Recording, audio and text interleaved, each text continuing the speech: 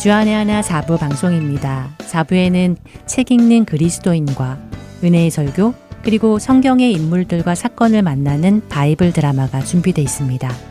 먼저 책 읽는 그리스도인으로 이어집니다.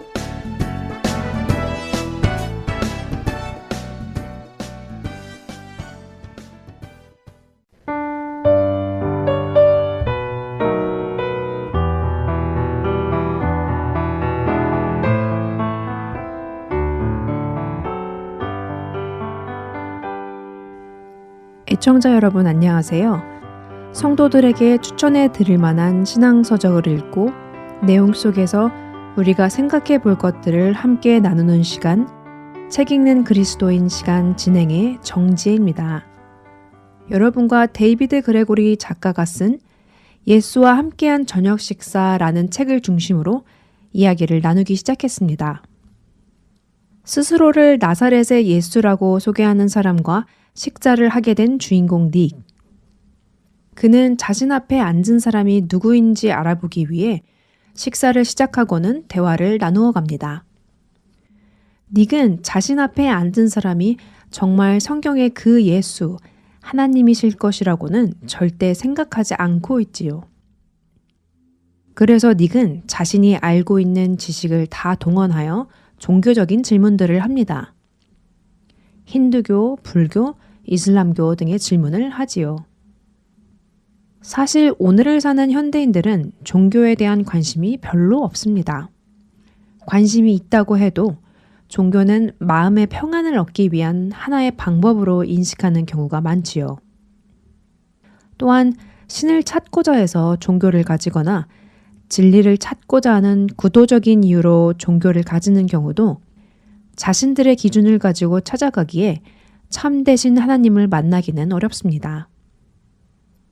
그럼에도 불구하고 인간들은 스스로 진리에 이를 수 있다고 믿고 신에게 갈 수 있다고 믿지요.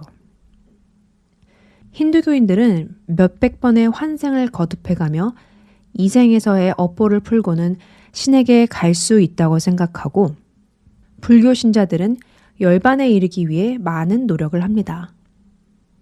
이슬람 교도들은 기도와 금식과 자선과 성지순례를 하며 알라의 마음에 들도록 하려 하지요. 하지만 한 인간이 신을 만나기 위해서는 스스로 찾아가서는 가능성이 없습니다.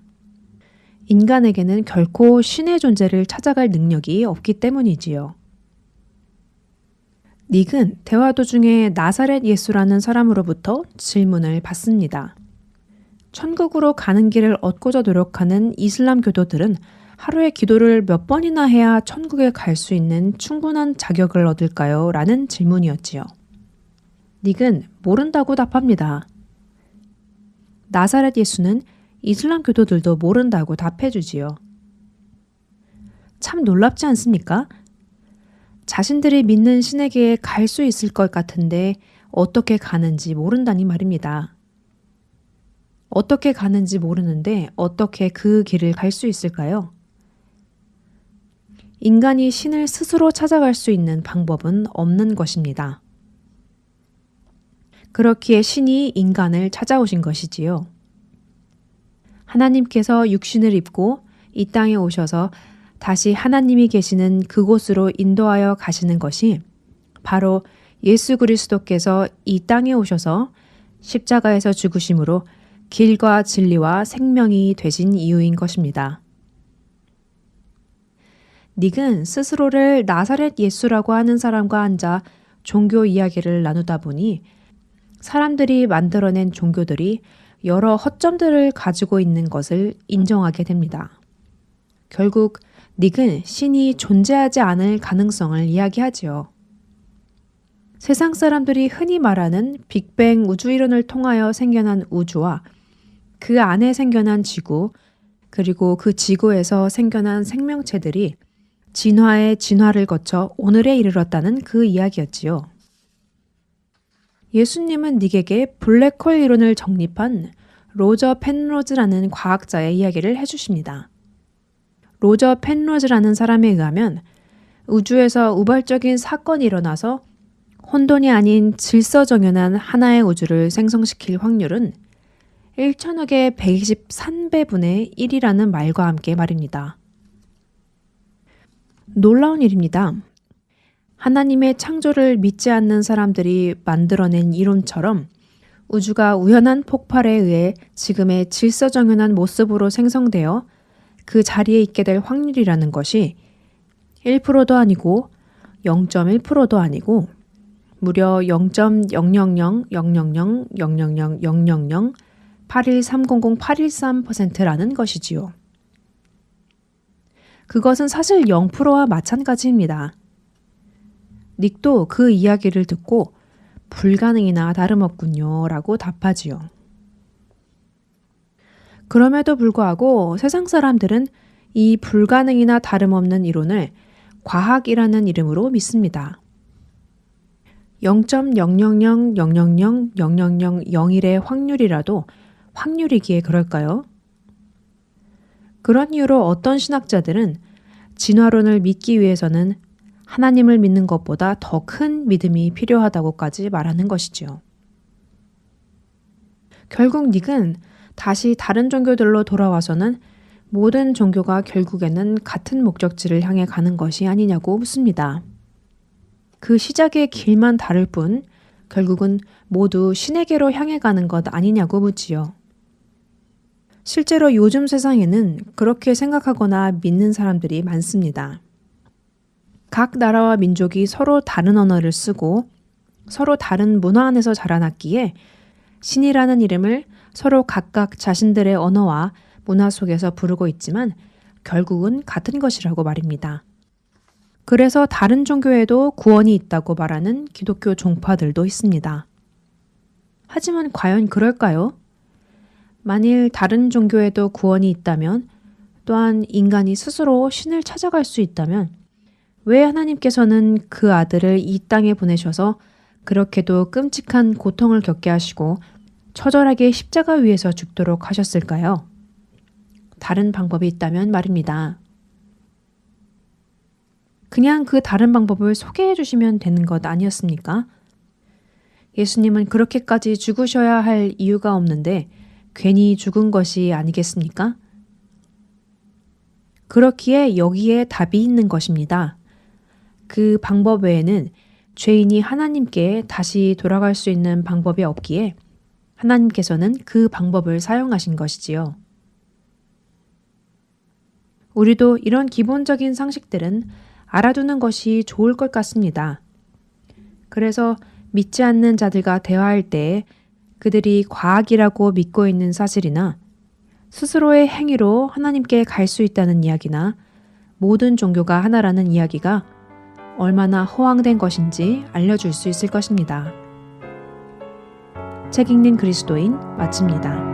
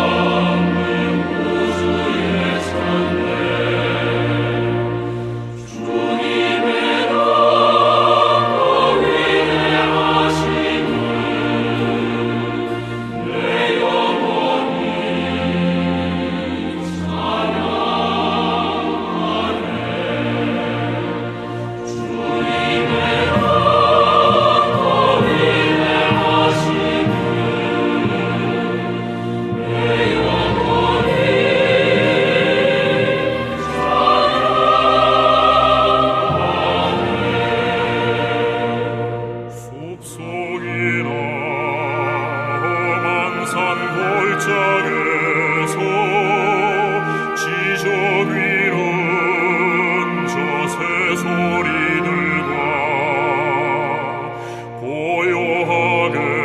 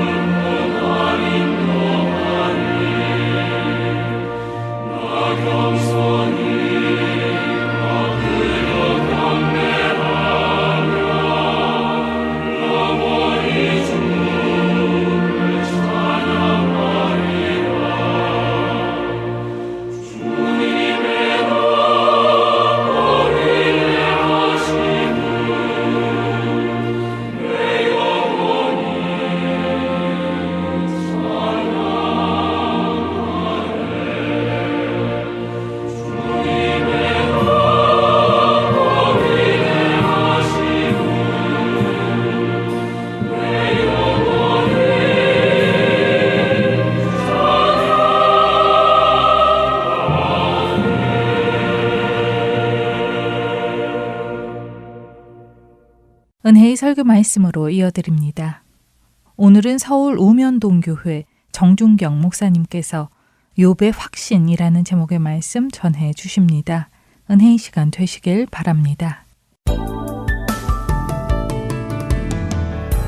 살다 보면 우리는 욥이 되기도 하고 욥의 친구들이 되기도 합니다.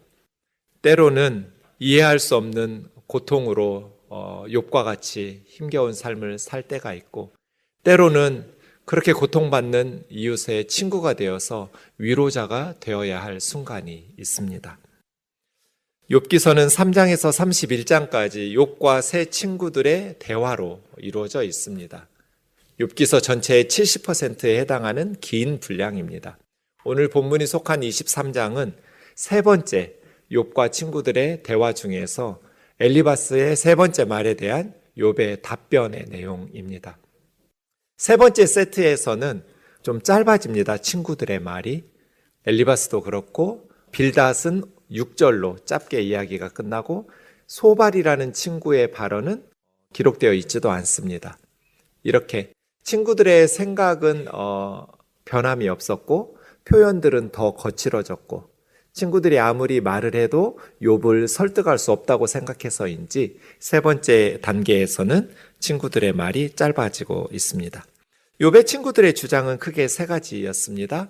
인과응보의 교리를 가지고 욥의 사건을 해석하는 것.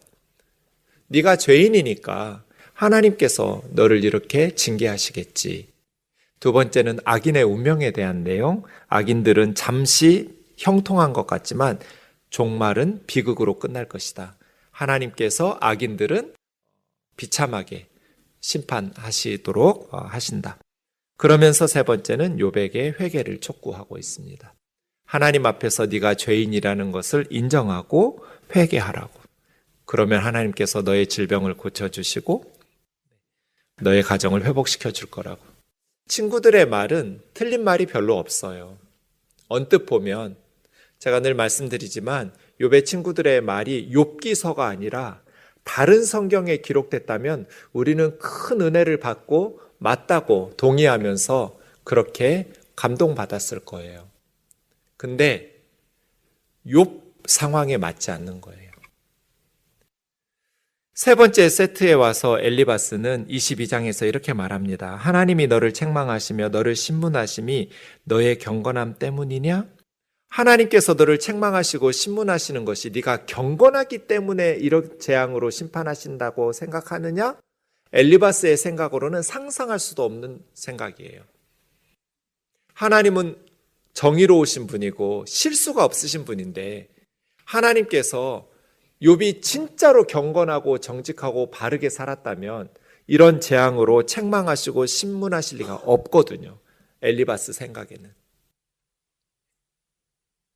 욥, 네가 겉으로는 경건해 보였지만 사실은 너는 참된 경건한 사람이 아니었어. 그러면서 5절에 너의 악이 크지 아니하냐? 내 죄악이 끝이 없느니라. 두 번째까지는 엘리바스는 이렇게 말하지 않았어요. 그냥 익명의 악인이라고 말했어요. 악인은 결국 하나님께서 그 빛을 꺼뜨리시고 멸망으로 심판하신다. 아마 목구멍까지 차오르렀던 말이었을 것 같아요. 근데 두 번째까지는 엘리바스가 참았어요. 세 번째에서는 더 이상 속에 있던 것을 못 참겠나 봐요. 그래서 입 밖으로 터뜨렸어요. 그게 5절이에요. 너는 평범한 보통 죄인도 아니야. 너는 죄악이 끝이 없는 큰 죄인이야. 끝이 없는 죄악을 저지른 죄인이야. 라고 욥에게 직접적으로 악인이라고, 그것도 끝없는 죄를 저지른 큰 죄인이라고 정죄하고 있습니다. 그런데 사실은 우리가 알고 있잖아요. 욥이 경건했기 때문에 지금 이런 재앙을 받는 거거든요. 하나님의 경건하게 살았기 때문에 하나님의 은혜를 누리면서 살았고, 이제 하나님의 은혜라는 울타리가 벗겨져도 욥이 그의 경건함을 지키고 그의 의로움을 믿음을 지킬 것인가? 이래서 욥이 고난이 시작된 거거든요. 경건했기 때문에 책망하면서 욥에게 은혜로 둘러주셨던 울타리를 제거하신 거거든요. 그래서예요. 우리가 욥기를 통해서 배워야 될 교훈은 욥과 같은 의인도 고난을 받을 수 있다는 거예요. 그것이 세상이라는 거. 그것이 인생이라는 거. 욥과 같이 경건하게 살던 사람도, 욥과 같이 정직하고 의롭게 믿음으로 바르게 사는 사람도 고난을 받는구나. 욥기를 통해서 하나님은 우리에게 이걸 가르치시고 싶은 거예요. 그게 세상이에요. 세 번째 빌닷의 말은 25장에 나와 있습니다. 빌닷은 짧게 말하면서 그런즉 하나님 앞에서 사람이 어찌 의롭다 하며 여자에게서 난 자가 어찌 깨끗하다 하랴. 하나님의 눈에는 달도 별도, 밝고 깨끗한 달과 별도 빛을 낼 수 없는데 어찌 구더기 같은 사람, 벌레 같은 인생이 하나님 앞에서 깨끗하다고, 하나님 앞에서 의롭다고 주장할 수 있느냐. 이 빌닷의 25장 6절은 세 친구들 중에 마지막 내용의 문장이고, 원문으로 보면 빌닷의 마지막 문장인 6절 그 9절의 마지막 단어는 벌레라고 번역되는 툴라라는 단어예요. 벌레라고 번역해도 되고 구더기라고 번역해도 돼요. 결국 욥의 친구들은 벌레라는 단어로 마무리 짓습니다. 인간은 벌레야. 구더기 같은 인생이야. 하나님 앞에서 깨끗하다고 의롭다고 주장할 수 없어. 이것이 욥의 친구들의 내용이었습니다. 친구들은 19장 2절에서 욥이 말한 것처럼 욥에게 위로가 되지 못했습니다. 친구들이 왜 욥을 찾아왔어요? 위로해 주려고. 그런데 시간이 흐를수록 대화가 진행될수록 친구들은 욥에게 위로가 되기보다는 너희가 내 마음을 괴롭히며 말로 나를 짓부수기를 어느 때까지 하겠느냐. 친구들의 말은 전혀 욥에게 위로가 되지 못하고 오히려 욥의 마음을 괴롭혔고 말로 욥을 짓밟았어요. 나중에 42장 7절과 8절에 보시면 하나님께서 엘리바스를 부르시면서 너와 두 친구를 향해서 내가 노하노니, 하나님은 친구들의 말을 들으면서 화를 내셨어요. 내가 너와 두 친구들의 말로 인하여서 분노한다. 왜냐하면 너희가 나를 가리켜 말한 것은 내 종 욥이 말한 것처럼 옳지 못했다. 너희의 말이 내 종 욥의 말처럼 옳지 못하였다는 말씀을 두 번이나 반복하고 있어요. 언뜻 보면 욥의 친구들이 하나님에 대해서 하나님은 이런 분이야 라고 말한 게 틀림이 없는 것 같아요. 하나님은 실수가 없으신 분이야. 하나님은 의로우신 분이야. 하나님은 사랑이 많은 분이야. 하나님에 대한 친구들의 말들은 옳은 말 같은데 하나님께서는 옳지 않다라고 말씀하셨어요. 그러면서 8절에 너희가 우매한 만큼 너희에게 갚지는 않으리라. 하나님께서 화가 나셨는데, 분노하셨는데 너희들이 우매하고 어리석어서 쏟아낸 말들이니 너희에게 갚지는 벌내리지는 않겠다. 짐승들 가지고 욥에게 가서 번제 드려라. 그러면 욥이 너희를 위해서 나에게 기도할 거고 내가 그 기도를 듣고 너희 죄를 용서해 줄 거야. 이게 하나님의 말씀이었어요. 의도적으로 욥의 친구들이 그렇게 말한 건 아니에요. 욥의 친구들은 그것이 옳다고 확신했어요. 자기들의 생각이 옳다고 확신하고 있었어요. 그래서 우매하다고 하나님 말씀하신 거예요. 우매하고 어리석으면 그렇게 하나님에 대해서 어리석은 말들을 쏟아내는 거죠. 그러면 욥의 친구들이 왜 우매하고 어리석은 사람이 되었을까요? 왜 하나님의 선물처럼 고통받는 욥에게 위로가 되지 못하고 어리석고 우매해서 그들이 말을 쏟아낼 때마다 하나님이 화가 나셨어요. 하나님이 노하셨어요. 분노하셨어요. 왜 이렇게 우매한 자들이 되었을까요? 욥기 21장 2, 3절에 답이 나와요. 욥이 친구들에게 내 말을 좀 자세히 들어달라고. 내 말 좀 자세히 들어줘. 그것이 너희가 나에게 줄 수 있는 위로야. 왜 욥의 친구들은 우매한 자들이 되었는가? 건성으로 들었기 때문이에요. 욥의 말을 자세히 듣지를 않았기 때문이에요. 우리가 욥의 친구와 같은 역할을 해야 될 상황이 더 많죠. 욥과 같이 갑자기 이해할 수 없는 엄청난 재앙을 당하는 사람들보다는 그런 재앙을 만난 친구들을 위로해야 될 욥의 친구의 역할을 맡은 그리스도인들이 훨씬 많을 텐데, 우리가 우매한 지혜자들이 되지 않으려면 잘 들어야 돼요. 이사야 50장 4절 같이 읽겠습니다. 시작. 주 여호와께서 학자들의 혀를 내게 주사 나로 공고한 자를 말로 어떻게 도와줄 줄을 알게 하시고 아침마다 깨우치시되 나의 귀를 깨우치사 학자들 같이 알아듣게 하시도다. 아멘. 학자들이라는 단어가 2번 나오는 림무트라는 말, 라마라는 동사에서 나왔는데, 라마가 가르치다, 훈련시키다예요. 그러니까 림무트라는 말은 가르침 받은, 훈련 받은, 그래서 익숙한.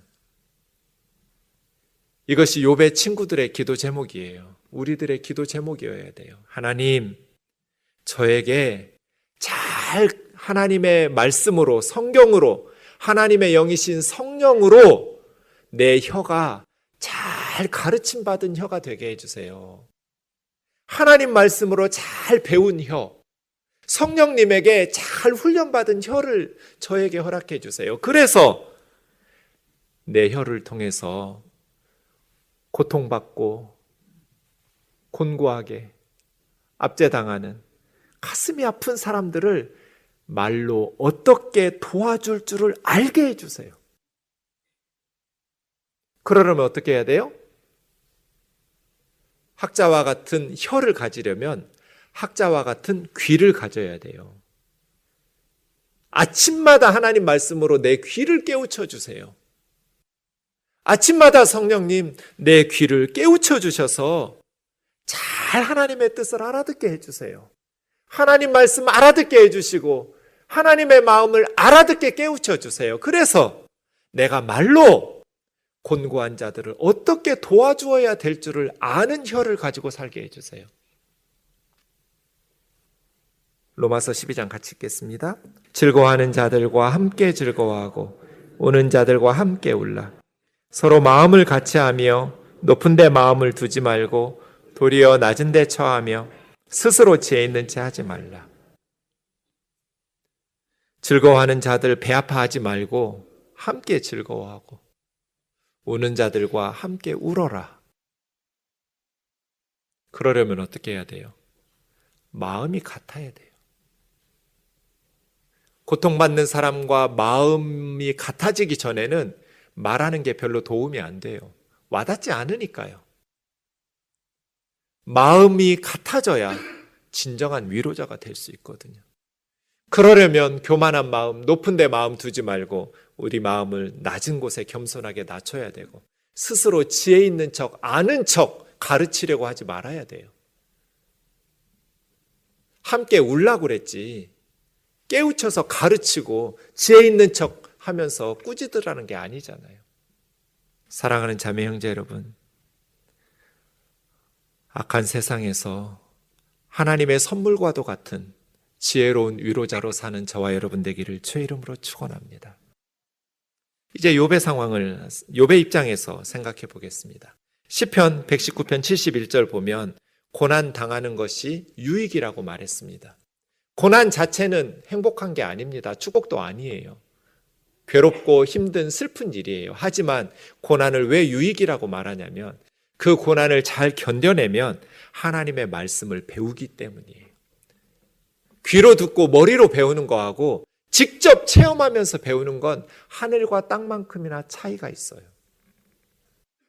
이제 세 번째 친구들과의 대화를 하면서 욥의 변화를 분명하게 볼 수 있습니다. 고난은 우리에게 이 두 가지 변화를 주기 때문에 유익합니다. 첫 번째 욥은 말씀드린 것처럼 새로운 하나님의 세계로 진입합니다. 기존에 알고 있었던 교리가 아닙니다.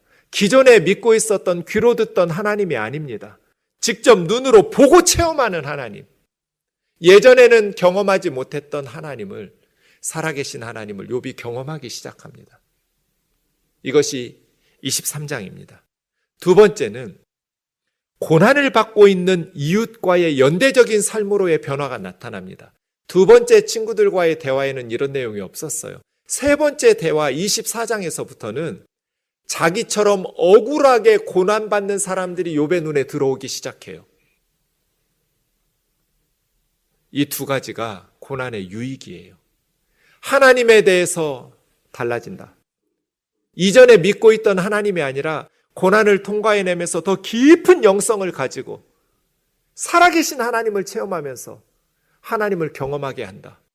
두 번째는 고난을 겪고 나니까 이전에는 안다고 생각했던, 머리로만 알고 있었던 고난받고 있고 억울하게 고통받고 있는 이웃들이 눈에 들어오고 귀에 들리기 시작해요. 그래서 내가 그 고생을 해보고 내가 그 고난을 당해보니까 그들의 심정을 이해할 수 있게 되는 거예요. 그래서 인생이 새로워져요. 거들먹거릴 수가 없어요. 교만할 수가 없어요. 고난받는 자의 심정을 이해하게 돼요. 그래서 욥은 이웃과의 연대적인 삶으로 변하기 시작합니다. 이것이 고난이 주는 두 가지 유익이에요. 하나님에 대해서 더 깊은 체험을 하게 돼요. 삶이 달라지는데 어떻게 달라지는가? 이웃들에 대해서 눈에 들어오고 귀에 들어오기 시작해요. 먼저 23장 새로운 하나님의 세계로에 진입하는 욥을 보겠습니다. 내가 어찌하면 하나님을 발견하고 그의 처소에 나아가랴. 욥이 간절히 사모하는 것은 재산이 회복되는 거 아니에요. 갈대아 사람들, 스바 사람들이 나에게 했던 짓을 보복해주는 억울함을 푸는 것도 아니에요. 질병이 낫는 것도 아니에요. 자기 병 고쳐달라는 기도를 욥은 안 해요. 오로지 한 가지만 가지고 욥은 하나님 앞에 매달려요. 하나님 만나는 거. 하나님 찾는 거. 내가 어떻게 하면 하나님을 발견하고 어떻게 하면 하나님의 처소에 나아갈 수 있을까? 하나님을 만나고 싶은 거예요. 어찌하면 그 앞에서 내가 호소하며 변론할 말을 내 입에 채우고 내게 대답하시는 말씀을 내가 알며 내게 이르시는 것을 내가 깨달으랴.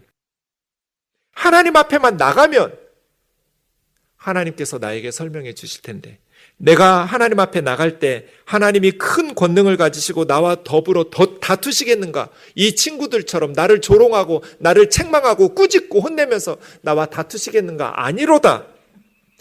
하나님은 내 말을 들어주실 거야. 이게 욥의 확신이에요. 하나님은 친구들과 달라. 하나님은 사람들과 달라. 하나님은 내 말을 들어주실 거야. 문제는 뭐예요? 하나님을 만날 수가 없다는 거예요. 거기서는 정직한 자가 그와 변론할 수 있은즉 하나님이 만나주시는 자는 경건하고 정직해야 된다고 욥은 생각하고 있어요. 그렇게 해서 하나님을 만나기만 하면 내가 심판자에게서 영원히 벗어나서 회복된다고 확신해요. 문제는 앞으로 가도 하나님이 아니 계시고 뒤로 가도 보이지 않으시고 왼쪽에서 하나님 일하시지만 내가 만날 수가 없고 오른쪽으로 돌이키지만 하나님을 배울 수가 없구나. 동서남북 앞뒤 좌우를 둘러봐도 하나님은 분명히 살아계신데, 하나님은 지금도 역사를 다스리시면서 섭리하시고 일하고 계시는데 내가 하나님을 만날 수 없다는 거예요. 동서남북 어디를 가도 하나님을 만날 수 없어요. 그런데 욥의 확신이 이거예요. 지금 내가 가는 길을 나도 모른다. 여러분, 우리가 내일 무슨 일이 있을지, 다음 달에 무슨 일이 있을지 우리 가는 길을 우리가 알아요? 아무도 몰라요. 내가 가는 인생길을 나는 모르지만 내가 가는 그 길을 오직 하나님은 아신다. 하나님은 아셔. 그러면서 욥은 지금 하나님께서 자기를 용광로 속에 집어넣었다고 생각해요. 그가 나를 단련하신 후에, 재련하신 후에는 내가 순금과 같이 되어서 나올 거야. 사람들이 용광로에 조각을 집어넣는 이유는 두 가지예요. 하나는 찌꺼기와 불순물을 제거하기 위해서, 또 하나는 그동안 살던 삶의 틀을 물처럼 쇠를 녹여버려가지고 새로운 틀에 부어서 새롭게 만드시는 것. 욥은 지금 그 생각하고 있는 거예요. 내가 가는 길은 나는 모르지. 하지만 하나님은 알고 계시지. 내가 가는 길을 오직 그가 아시나니 그가 나를 재련하신 후에 내가 불순물과 찌꺼기를 다 빼내고 그리고 나를 물처럼 녹이셔서 하나님이 원하시는 틀에 다시 부으실 때 나는 정금같이 되어서 나올 거야. 이것이 욥의 확신입니다. 내 발이 그의 걸음을 바르게 따랐고 나는 그의 길을 지켜 치우치지 않았고 나는 그 입술의 명령을 어기지 아니하고 정한 음식보다 그 입의 말씀을 소중히 여겼기 때문에. 하나님께서 우리를 덜 사랑하셔서 우리에게 고난을 주신 것이 아니라 저와 여러분의 불순물과 찌꺼기를 제거하고 세상 욕심과 세상의 방식을 버리고 순금처럼 하나님의 백성, 하나님의 자녀답게 빚어 만드시려는 고난인 줄로 믿으시기 바랍니다. 우리를 사랑하시지 않기 때문이 아니에요. 두 번째 이유는 24장에서 나옵니다. 이웃과의 연대적인 삶입니다. 24장에 보면 욥은 처음으로 고통받는 사람들의 삶을 이야기하기 시작합니다. 어떤 사람은 땅의 경계표를 옮기며 양떼를 빼앗아 기르며 이 어떤 사람은 악인들일 겁니다. 땅의 경계석을 옮겨서 자기 땅을 넓히면서 남의 땅을 빼앗는 사람. 그 악인들이 세상에 있습니다. 그러니 고아의 나귀를 몰아가며 과부의 소를 볼모잡고 가난한 자를 길에서 몰아내나니 세상에서 학대받는 자가 다 스스로 숨는구나. 가난하고 학대받는 자들을 쫓아내요, 삶의 터전에서. 이게 세상이에요. 그래서 가난한 자들은 쫓겨나고 학대받는 자들은 숨는 거예요. 5절처럼 거친 광야의 들나귀 같아서 나가서 일하고 먹을 것을 부지런히 구하는데 빈들과 광야가 뭘 먹을 걸 주겠어요. 하지만 자식들을 위해서 음식을 만들어내야 하잖아요. 가난한 사람들, 학대받는 사람들은 삶의 터전에서 쫓겨나니까 빈들과 광야에서 들나귀처럼 헤매면서 자식들을 위해서 음식을 구해요. 남의 밭에서 꼴을 베고 악인이 남겨둔 포도를 따고 입을 의복이 없어서 벗은 몸으로 밤을 지내며 추워도 덮을 것이 없으며 산중에서 소나기를 만나 가릴 것이 없으니까 바위를 껴안고 비를 피하는. 욥은 현실을 직시하기 시작해요. 인과응보의 교리 하나로 모든 사건, 모든 사람들의 삶을 해석하면서 외면하지 않아요. 대충 보면서 현실을 넘어가지 않아요. 현실을 직시하면서 의로운 자들의 고통이 사회적 문제라는 것을 인식하기 시작하고 고통받는 이웃들과 연대하는 삶으로 변화되기 시작해요. 자기가 억울하니까, 갈대아 사람들에게, 스바 사람들에게 억울한 일을 당하니까, 또 자연재해를 통해서 10명의 자녀들이 사라지는 그러한 고통을 맛보니까 이제 그런 고아와 과부와 가난한 자들과 학대받는 자들이 눈에 들어오기 시작해요. 사랑하는 자매 형제 여러분, 그래서 역경을 견뎌내면 경력이 돼요. 이것을 상처 입은 치유자라고 그래요. 내가 고난을 당해봤기 때문에 이제는 나와 같은 고난을 당하는 사람들을 치유하고 도와주는 상처 입은 치유자의 라이선스가 생기는 거예요. 이승복이라는 존스 홉킨스의 재활의학과 의사가 있죠. 기적은 당신 안에 있습니다라는 책을 썼다. 이분은 초등학교 때 가족이 미국으로 이민을 갔어요. 체조를 잘했나 봐요. 그래서 체조 유망주예요. 이 형제님의 꿈은 88 서울올림픽에서 태극마크를 달고 금메달 따는 거예요. 미국 고등학교에서 너무 실력이 좋으니까 대학에서 오라고 여러 대학에 제안을 받았고, 또 미국에서 미국 국가대표로 나가라고. 그런데 아니라고. 나는 태극마크를 달고 금메달을 딸 거라고. 미국인으로 귀화하지를 않았어요. 그런데 어느 날 연습하다가 붕 떠서 착지해야 되는데 목부터 땅바닥에 떨어졌어요. 그래서 그 자리에서 사지마비 환자가 됐어요. 올림픽 금메달을 위해서 한 길로 달리던 이 청년이 사지마비 환자가 됐어요. 절망했어요. 하루 종일 죽음을 생각했어요. 그 책에 이렇게 써놨어요. 나는 하나님의 자식인데 자식이 다치는 걸 왜 그냥 하나님은 바라만 보셨을까? 물론 하나님이 나를 장애인으로 만든 건 아니시죠. 내가 실수한 거고 내가 잘못해서 부상을 당한 거예요. 근데 하나님은 내가 하나님 자식이니까 막으시려면 막을 수도 있지 않았냐는 거예요. 좀 더 높이 점프를 하게 하거나 바닥에 떨어질 때 목부터 떨어지지 않고 손부터 짚거나 그랬으면 내가 이렇게 사지마비 장애인은 안 되지 않았을까? 하나님 막으시려면 막을 수 있었다는 거예요. 근데 막지 않았대요. 그게 궁금했어요. 왜 하나님께서 막지 않아 주셨을까? 그 순간. 절망 속에 있을 때 한 미국인 간호사가 책을 한 권 줬어요. 러스크 박사인데 이분은 2차 세계대전 때 세상에서 가장 처음 재활의학과라는 분야를 개척한 분이에요. 창시자예요. 그 러스크 박사가 존스 홉킨스 의사가 있는데 그 책을 읽으면서 그분 한번 만나고 싶었어요. 그래서 그분을 만나게 돼요. 15분 동안. 그 러스크 박사를 만난 방이 러스크 박사의 인형의 방이라는 거예요. 이 러스크 박사가 전 세계의 환자들을 치료하면서 이렇게 회복시키니까 재활의학과를 만들면서 치료하니까 환자들이 얼마나 고맙겠어요. 병원에 나가면서 자꾸 선물을 하는 거예요. 뭐 이런저런 선물들 하면서 고가의 선물들도 하니까 러스크 박사가 선언을 했어요. 앞으로 나에게 선물을 하고 싶으면 조그만 인형 하나씩만 보내라고. 비싼 선물 하지 말라고. 이런 부탁을 해서 아마 그냥 하지 말라고 할 수는 없고 자꾸 보내니까 부담 없이 인형 조그만 거 하나씩만 보내달라고 말한 것 같아요.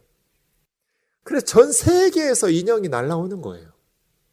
그래가지고 책장에 인형들을 진열하다 보니까 이제 인형이 막 수백 개, 수천 개가 되니까 이게 더 놀 데가 없어서 그 진료실을 인형의 방으로 만들고 자기가 쫓겨난 거예요. 다른 방에 가서 진료를 하는 거예요. 그래서 원래 사용하던 러스크 박사의 진료실을 닥터 러스크의 인형의 방 이렇게 부른 거예요. 거기서 러스크 박사를 만나기 위해서 간 거예요. 이 환자 이승복이. 그 방에 가서 이렇게 한국 인형이 있는지 찾아봤어요. 있었어요. 신랑 신부 한복 입고 그렇게 한국 인형도. 거기서 깨달았어요. 왜 하나님이 나 하나님 자식인데 막아주지 않으셨을까? 러스크 박사의 인형의 방에서 나는 그 이유를 알 수 있을 것 같다. 하나님은 내가 다르게 사는 모습을 보고 싶어 하셨던 것이다. 오직 체조에만 목숨을 걸고 금메달 하나만 바라보며 부모님 속을 썩이는 이승복이 아니라 낯선 곳에서 새롭게 일어서는 이승복, 사람들과 함께 서로 기대며 어려운 장애물을 씩씩하게 뛰어넘는 이승복.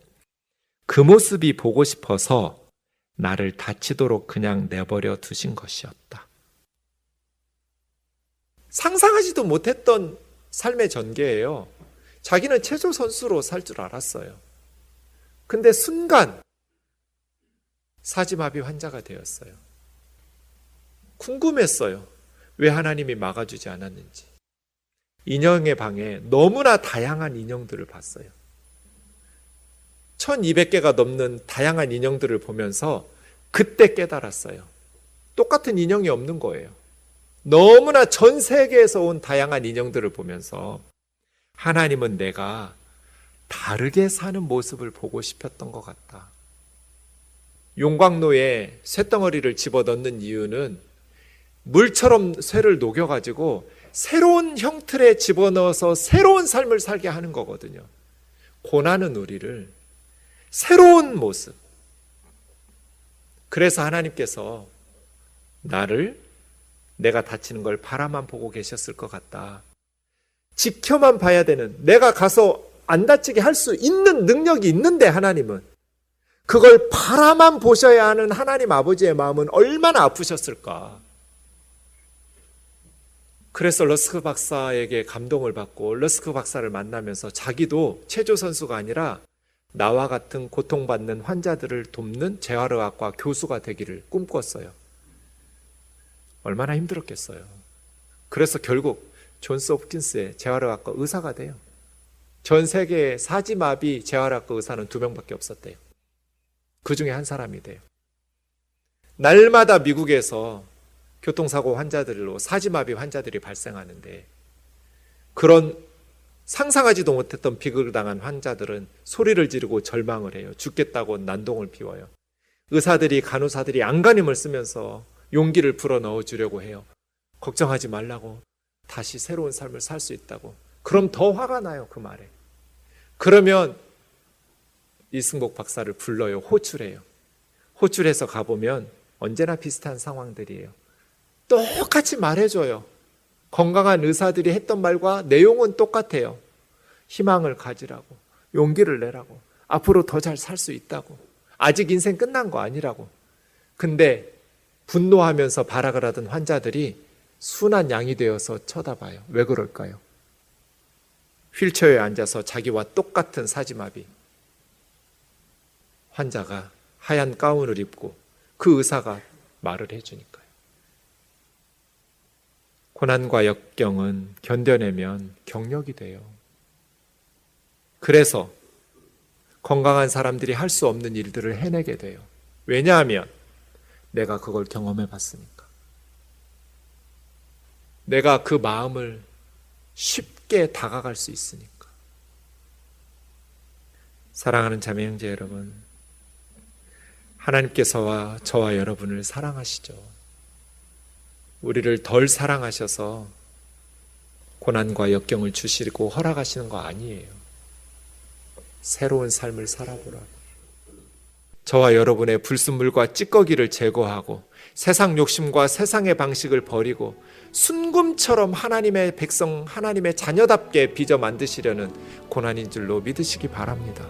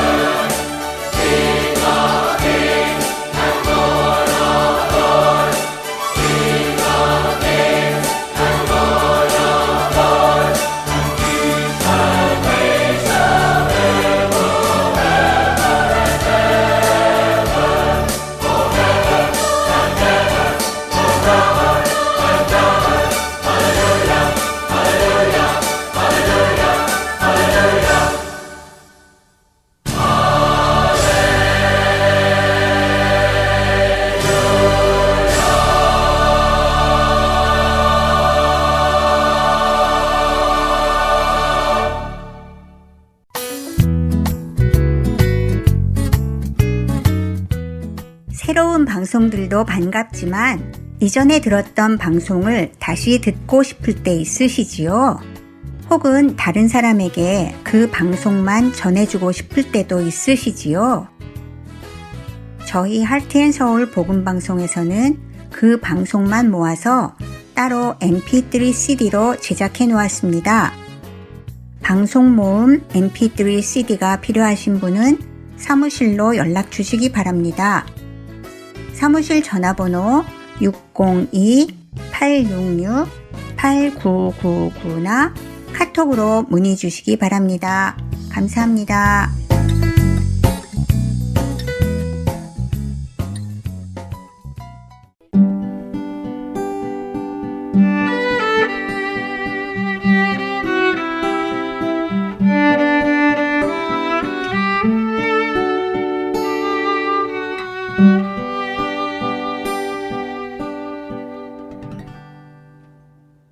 계속해서 바이블 드라마로 이어집니다.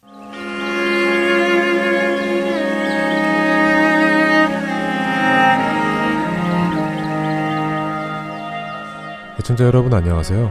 바이블 드라마 사무엘편 진행의 박영규입니다. 압살롬 왕자는 자신의 아버지 다윗 왕을 향해 반란을 일으킵니다. 아버지 다윗은 아들과 싸우지 않기 위해 피신을 선택하지요.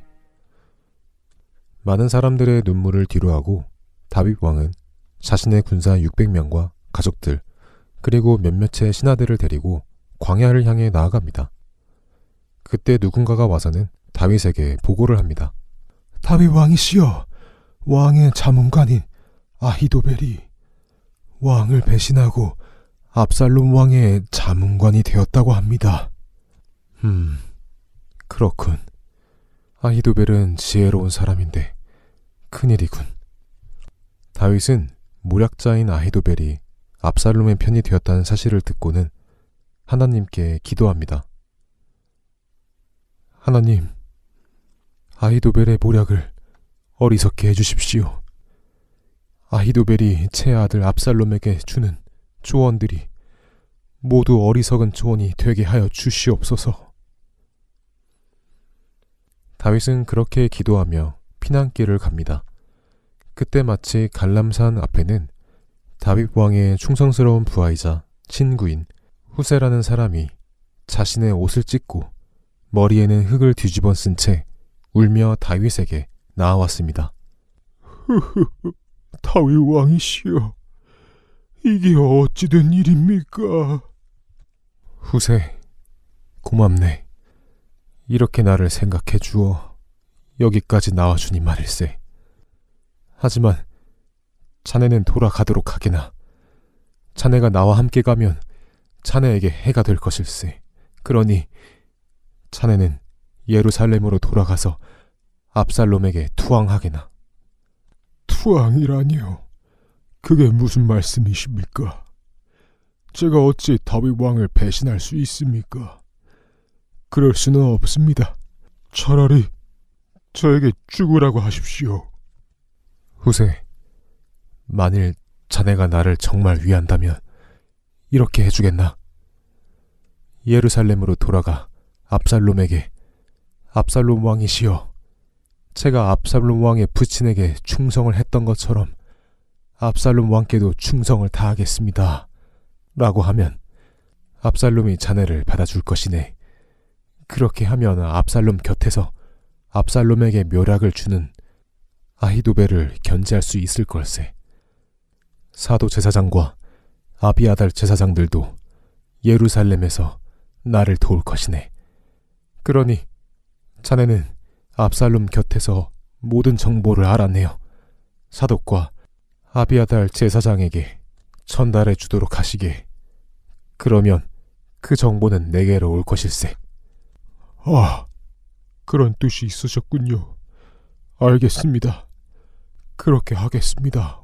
왕이시여, 하나님께서 왕을 보호하여 주시기를 간구합니다. 건강하십시오. 충신이며 친구인 후세는 그렇게 다윗과 작별한 후에 예루살렘으로 돌아갔지요. 다윗이 조금 더 지나자 이번에는 또 다른 사람이 다윗을 맞이합니다. 바로 요나단의 아들 무비보셋을 섬기는 종 시바라는 사람이었죠. 시바는 예전에 사울의 왕 요나단이 살아있을 때는 요나단을 섬기는 사람이었습니다. 그러자 요나단이 죽자 다윗이 요나단의 홀로 살아남은 아들 무비보셋을 섬기도록 준 종이었지요. 그 시바가 나귀 2마리와 빵 200개, 건포도 100송이, 과일 100개, 그리고 포도주를 싣고 다윗 앞에 나왔습니다. 아니, 너는 무비보셋의 종 시바가 아니냐? 네가 어쩐 일로 나를 찾아왔느냐? 다윗 왕이시여, 나귀는 왕의 가족들이 타시라고 가지고 왔고 빵과 과일은 드시라고 가지고 왔습니다. 그리고 포도주는 광야에 가셨을 때 피곤하실 때 드시고 힘을 내시라고 가지고 왔지요. 네 주인의 아들은 어디 있느냐? 네, 무비보셋 말씀이십니까? 지금 예루살렘에 머물러 있습죠. 이제 이스라엘 족속이 자기 아버지의 나라를 자기에게 돌려줄 것이려나 뭐래나 하면서 말입니다. 시바의 말에 다윗은 마음이 상했습니다. 요나단의 하나 남은 아들로 다리를 절며 불쌍하게 살던 무비보셋을 자신이 은혜를 베풀어 왕의 아들처럼 대해주었는데 그 요나단이 자신을 배신하고 압살롬의 편이 되어 이스라엘을 다시 자신의 것으로 만들겠다고 하니 말입니다. 하지만 이것은 시바의 거짓말이었습니다. 시바는 이때를 이용하여 다윗과 무비보셋의 사이를 이간질하고 자신은 다윗 왕께 신실한 척하여 유익을 얻으려 한 것이었죠. 그러나 안타깝게도 다윗은 그것을 깨닫지 못합니다. 뭐야? 무비보셋이 그런 말을 했어? 이런 배은망덕한 녀석이라고. 내가 무비보셋에게 주었던 모든 땅과 재산을 다 너에게 주도록 하겠다. 네가 가지도록 해라. 아이고, 다윗 왕이시여, 아무것도 아닌 저에게 그런 은혜를 주시다니요. 이것 너무 감사합니다. 왕께서 그렇게 하시겠다는데 제가 어찌 거절을 할 수 있겠습니까요? 알겠습니다요. 다윗은 그렇게 시바를 떠나보내고 또 길을 갑니다. 다윗과 그의 일행이 바후림이라는 곳에 다다랐을 때였습니다. 사울 집안 사람 중에 하나인 게라의 아들 시므이라는 사람이 나타나서는 다윗을 향해 돌을 던졌습니다. 다윗 왕이시여, 위험합니다. 돌이 날아오자 다윗의 경호병들은 급히 방패로 다윗을 막아줍니다. 시므이는 다윗 앞에 나아와서는 다윗을 향해 입을 엽니다. 과연 그는 무슨 말을 할까요? 바이블 드라마 사무엘 편 다음 시간에 뵙겠습니다. 안녕히 계세요.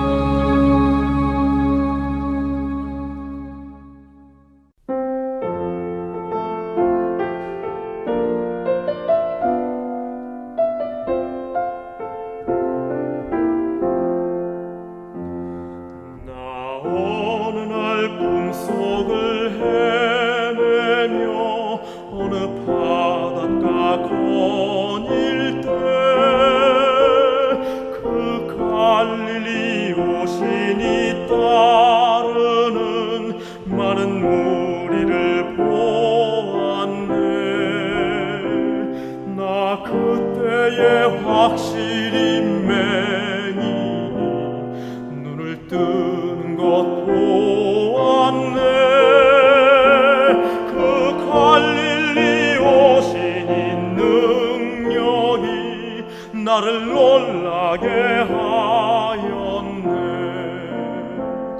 내가 영원히 사랑할 주님 참 사랑과 은혜 넘쳐 나 배웠고 그로부터 내 구주로 섬겼네.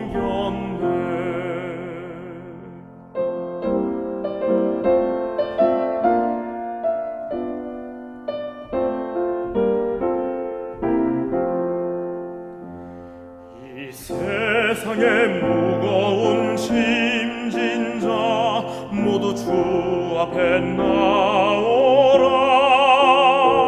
그 놀라운 은혜를 받아서 맘의 평안을 얻으라.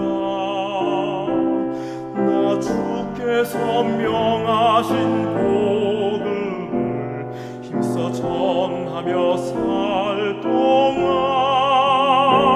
그 갈릴리 오시니 내 맘에 항상 계시기 원하네. 내가 영원히 사모할 주님 참 사랑과 은혜 넘쳐 나 배웠고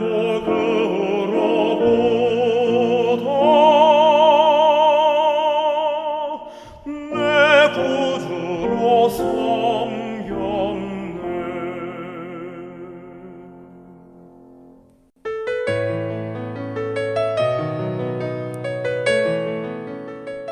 주안의 하나 4부 준비된 순서는 여기까지입니다. 주님을 더 사랑하는 한 주 되시길 소망합니다. 안녕히 계세요.